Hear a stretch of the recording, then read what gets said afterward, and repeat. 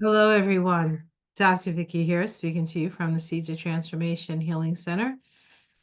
We're going to be doing the tarot scopes for the sign of Leo. That's Leo Sun, Leo Moon, Leo Rising for the month of January 2025. I want to welcome the new subscribers. Thank you for joining us. This is a wonderful community of like-minded souls. And to my tried and true, thank you again for supporting me all these years and walking the path with me. It has been an honor.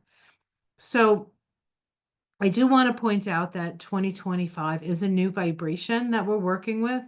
2025 is a 9 year. The 9 year is associated with this with the card, the Hermit. And the Hermit is the one who holds the light, the lantern of his wisdom out in the darkness. And so there will be plenty of darkness this year, but there'll also be plenty of light. And as Kamala said in her concession speech, that it's at the darkest of times that the stars shine brightest. And so it is beholding to all of us to shine our lights uh, as brightly as we can. And that is the light of love and the light that comes from the heart. The Hermit energy is associated with the Hebrew letter Yod, uh, and that is the creative hand. And so it reminds us that we create our reality with our mind and our heart and our vision and our actions. And so we can create, if we don't like the world we're seeing, we certainly have the ability to create a new one. Leo is the sign of creative self-expression. It is also the pinnacle of will. And while we can utilize the Leo energy to the best of our ability, we need to apply it to raising all boats. With Pluto in Aquarius now, um, the um, we evolve when Pluto is in a sign. We evolve through the opposite sign, and that is Leo. And so we are evolving our heart. We are evolving our heart. Otherwise, Pluto in Aquarius can be very cold and isolating if we allow it to. But if we allow to express what's in our heart, we can actually utilize the energy of Aquarius to its best ability, raising all boats, giving all people opportunity because we're sharing our gifts with each other. All right, so that was, I don't know if you heard that. That was Charlie. He decided he wanted to be here for the Leo reading. Charlie, you want to come over here and say hello? Charlie boy, Kippers, come here. Come here. But everybody doesn't think I'm crazy talking to myself. Come here. Here we go. There's my Charlie. There's my Leo. I don't know if he's a Leo, but he's a kitty, and all Leos are kitties. So Charlie's going to help me. So the first thing we're going to look at is we're going to look at the astrology. So let me share that with you. Hi, baby. Oh, such a sweet boy. You're kissing mama. He's actually licking my hair, which I'm sure not all that, although he's used to licking hair, I guess. Not all that pleasant. Okay. All right, let's get to Leo here. Leo, Leo, Leo. There you are, Leo. Okay. So, exciting times, huh, Leo? Couple of things happening in January that I want to start with. First of all, Mars is retrograde, starts the month retrograde in Leo and retrogrades back into Cancer on the 6th of January. Yes, that January 6th. And it actually, that day is a 16-7 vibration day. So that's a tower day. So we might be able to expect something, some shifts, some change in that. Mars doesn't like being retrograde. And it's interesting because Cancer is an energy that doesn't usually confront and doesn't you move forward on things. Usually moves sideways or backwards because that's the only direction a crab can actually move in. Um, and so it's introspective in Cancer, and especially so because it's retrograde, and especially so because it's sitting in your 12th house. And so you need to come to understand how you have undone yourself in the past and how you can do it differently in the future. We do have a full moon in that 12th house in Cancer that's happening on the 13th of January. And then we have a new moon at the end, I think it's the 29th, in Aquarius, and that's going to be in your house of relationships. So you have an ability to plant a new seed for a new way of relating, or maybe even just a new relationship.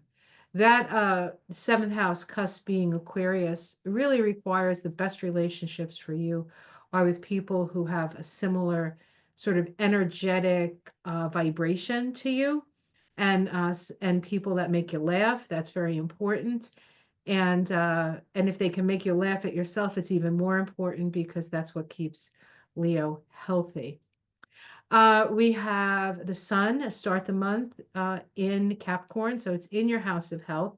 I hope you're taking care of yourself, Leo, and making sure that you're well taking care of yourself. And then on the 19th, it moves into Aquarius, into that seventh house, and so your focus is less on you and improve in self-improvement and a little bit more on putting energy into the relationship. And then, of course, with the opportunity to start new relationships or new ways of relating with that new moon.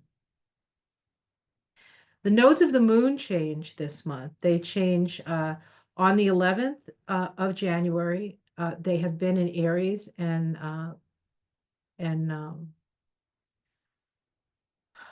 Libra for about 19 months. Okay, you can go down. For about 19 months, and now they're moving into uh, Virgo, and with the North Node, I'm sorry, with the North Node in Pisces and the South Node in Virgo. And so the whole direction of our evolution is going in a whole different direction. And so it was our evolution with the North Node in Aries, which is still there when we start the month, is about coming to understand your unique self, your genuine self, and your rights to yourself. With the South Node being in Libra, renegotiating relationships so they're more fair, understanding where the way you related has undone you in the past and how you can change that. And now we have the North Node in Pisces, and Pisces is about love and compassion and healing. And so we have an opportunity to do some pretty profound healing with the South Node in Virgo, um, moving away from things like perfectionism and being too critical of self, or even being too critical of others.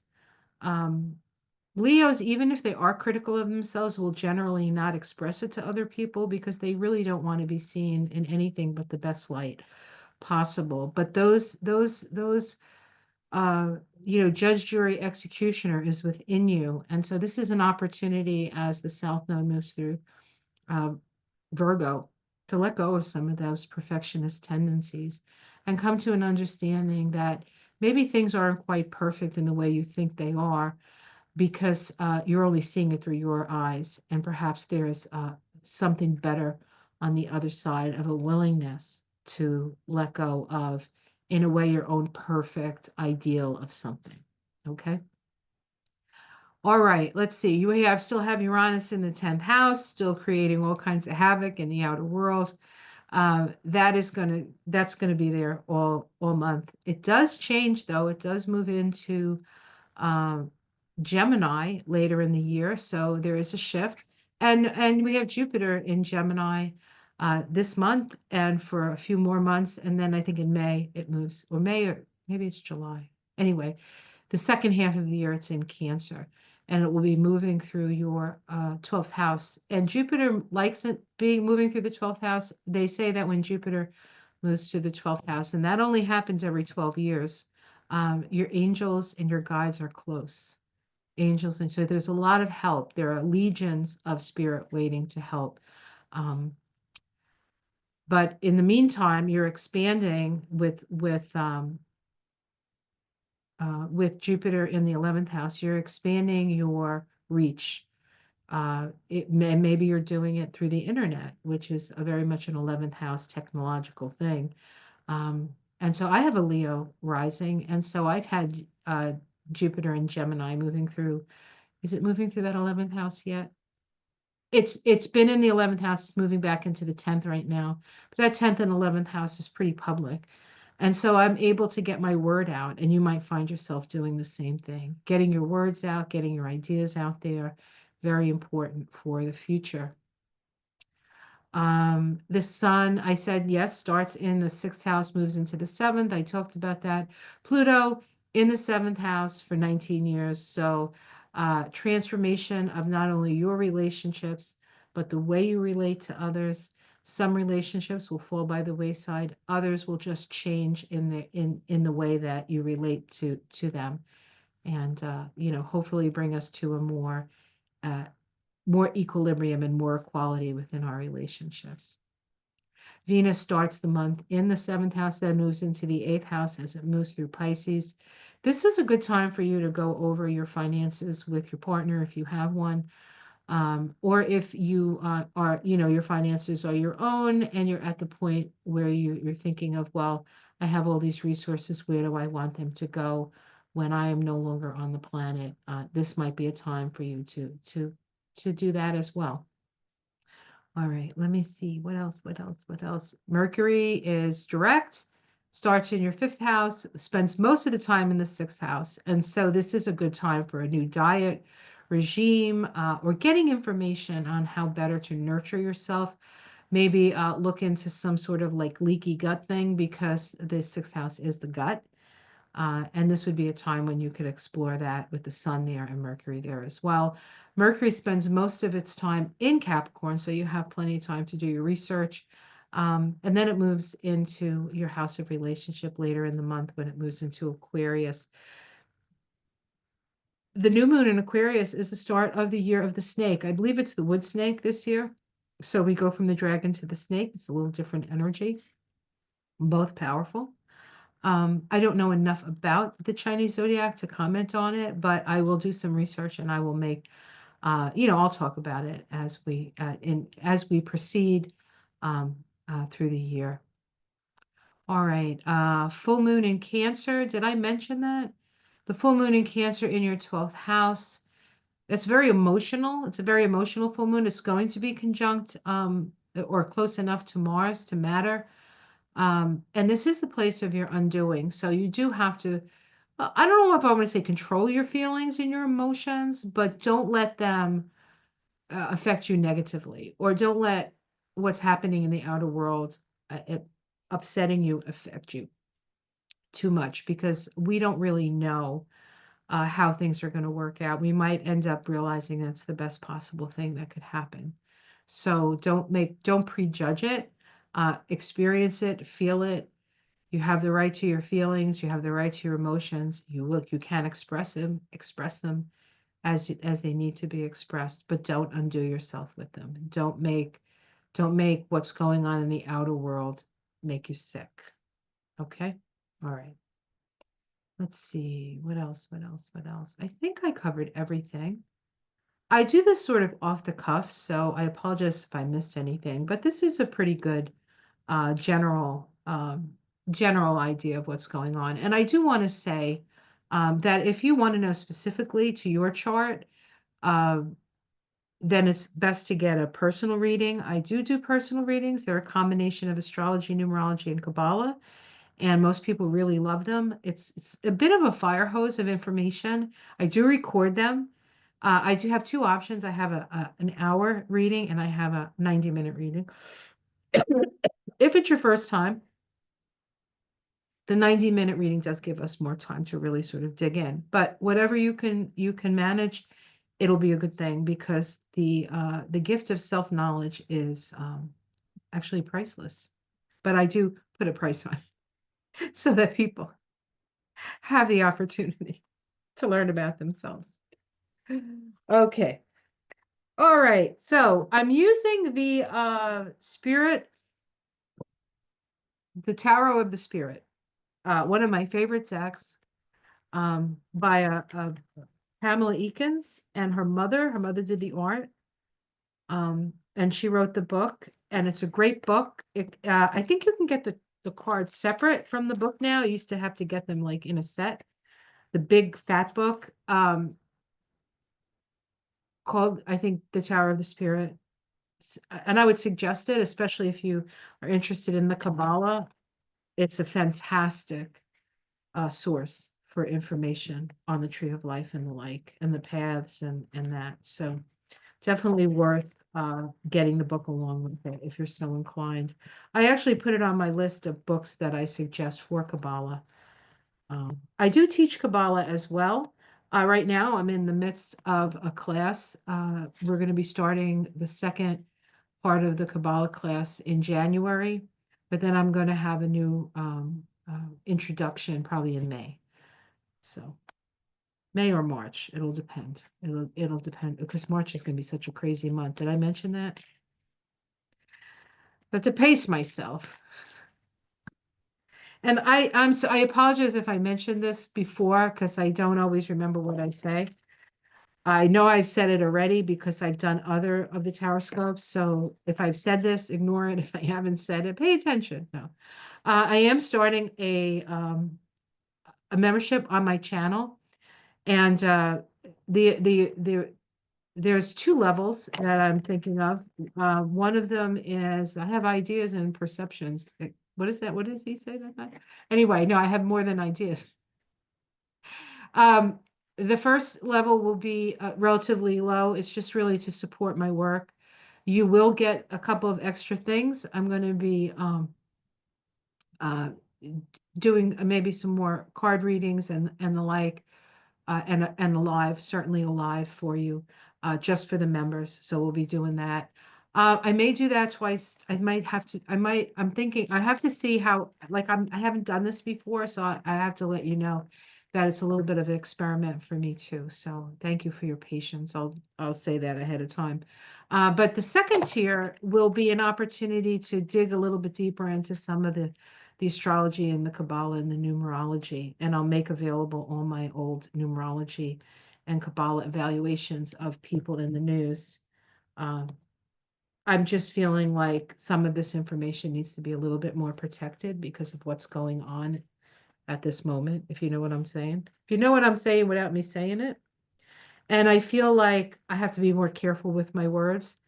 And so I do think that the membership will be an opportunity for me to just speak a little bit more freely. Okay, let's see what's going on. We have the Seven of Earth, the garden. So this is an energy of working.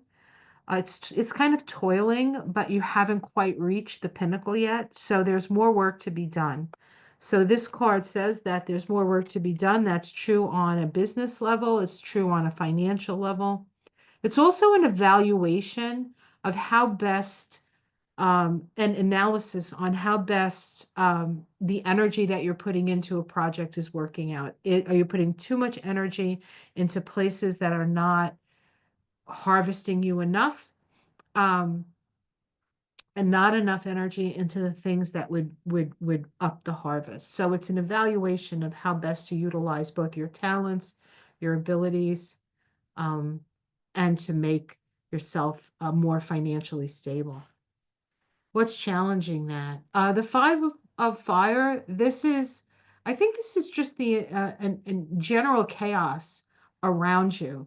So, and it may not even be personal chaos. It could just be chaos that you're seeing out in the world. I know for me, it was very difficult. And I have a Leo rising, so well, I think we can all speak to this. But for me, it was very difficult um, to after the election to I needed like time. I needed space. I couldn't just keep going. I had to sort of back off a little bit.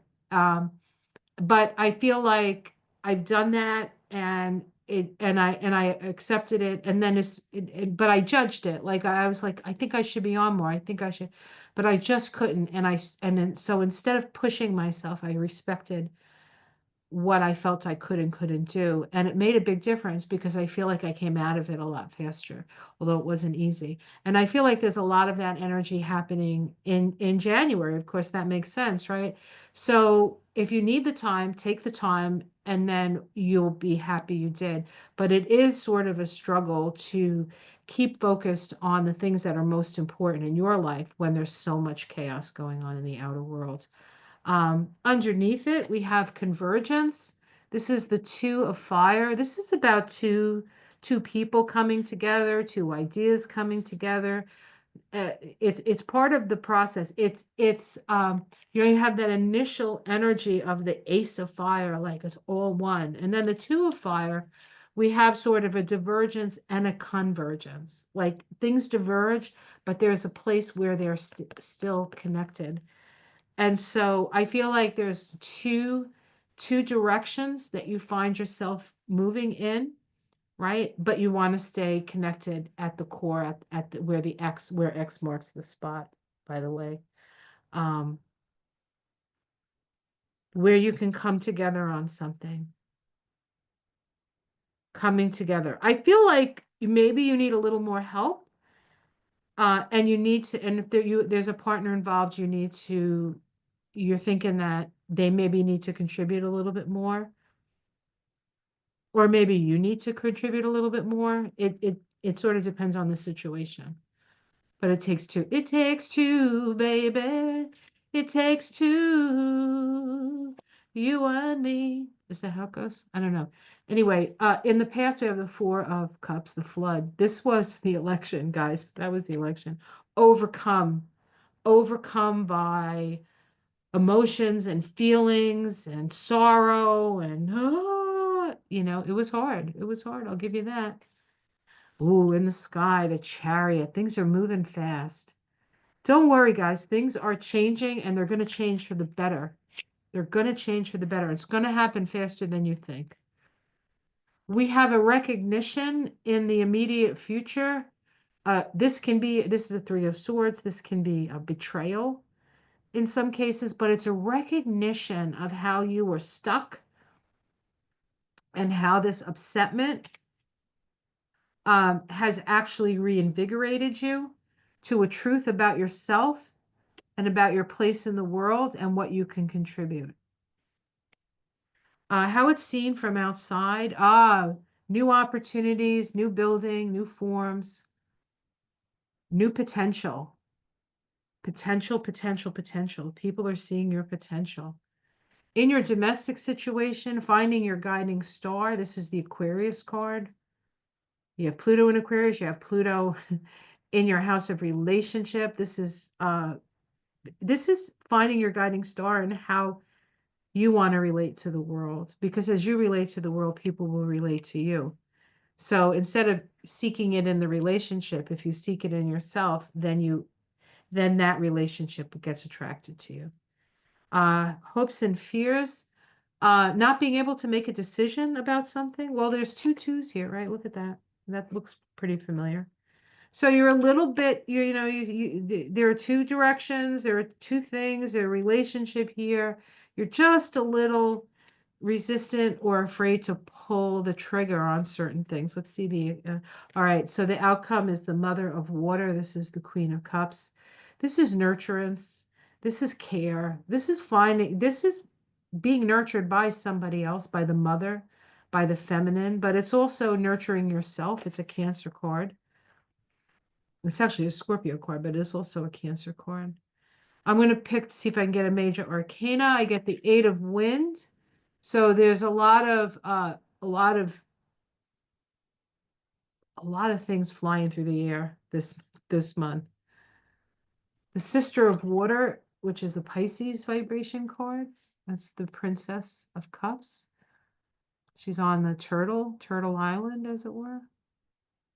Good news.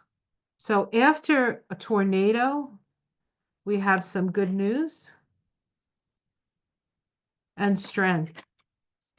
So you have the strength. You're going to make it through just fine. But this card is also about the raising of the Kundalini. The Strength card is the it's the path on the Tree of Life that deals with the rising of the spiritual forces within you. And so this is a very powerful card to end that reading with. And underneath it all is, of course, the Tower, where you have been shook to your very foundations. I have a feeling I know what that is, at least in my life. The Three of Cups, this is friends, people who are like-minded, collecting together. And then we have the Sister of Wind, which I often see as Kamala, but the sister of wind is the person who is willing to speak the truth, no matter what it costs them. Um, so there is a recognition, there is a truth, there is great potential, there is healing available, and there's certainly you have the strength to do it. And in fact, the strength card, which was the last card picked in the outcome, is the Leo card. Is the Leo card. All right. So I also want to do I'm going to be doing a Tree of Life pull, the Oracle deck, the Tree of Life. So let me collect these cards and I will get to that. All right. Okay. Uh, where did the cards go? Oh, oh, who expected that? I put them where they belonged. See, when you put things where they belong, you can't find them. Does that happen to you, or is that just me? All right. All right, Leo. What kind of energy do you need to be aware of in January 2025?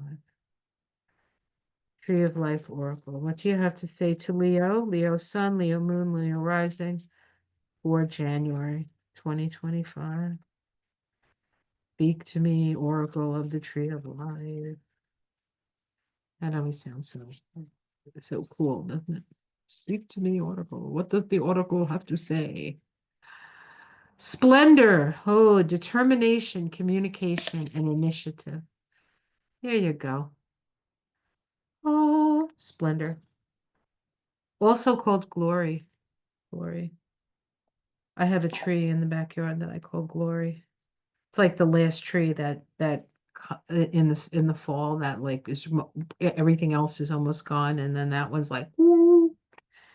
All right, and it's yellow. It's a yellow. It's a yellow. I think it's an oak. All right, hold. I'll hold it up because it's such a beautiful card. It is the card of It is the Sephiroth of Mercury, and you can see there's Mercury right there on the Sephiroth. Oh, can you see it? What do we have there? Mercury, and I think is it a fox? Maybe a jackal. It's either a fox or a jackal. Oh, I don't know. Well, we'll see. Number 8 on the Tree of Life. Hod sits at the base of the Pillar of Severity, and its position. In this position, it reminds us that worlds can be cutting as well as healing. Words can be cutting as well as healing. It is also a placement that holds one of humanity's greatest gifts, language. The planet is Mercury. Mercury, Roman god of communication, carrier of messages from the gods to humanity and back again. He is fleet of foot, quick-witted, and sometimes impish in his action. Applying reason is a matter of taking images and translating them into words, just as you're doing right now. The state of reason can be a cold place to be. It feels unemotional, although that's very rarely the case, but it can serve you well. Don't confuse cold logic with being detached. Through critical thinking, logic can provide reason, which can inform action and thought that the conditions for pleasure, fun, and sometimes outright cheekiness. I'm trying to see if it says what animal is on this card. I'm sorry, it's really bad lighting in here. Okay, it doesn't say what that animal is. Oh, you know what I think it is? I think it's Coyote, the trickster. Of course it's the trickster.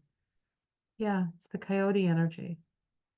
So, words can heal, words can hurt. Be careful with your words. All right. I hope that was helpful for you. Have yourself a great month. Like and subscribe if you haven't already. And thank you for joining me today.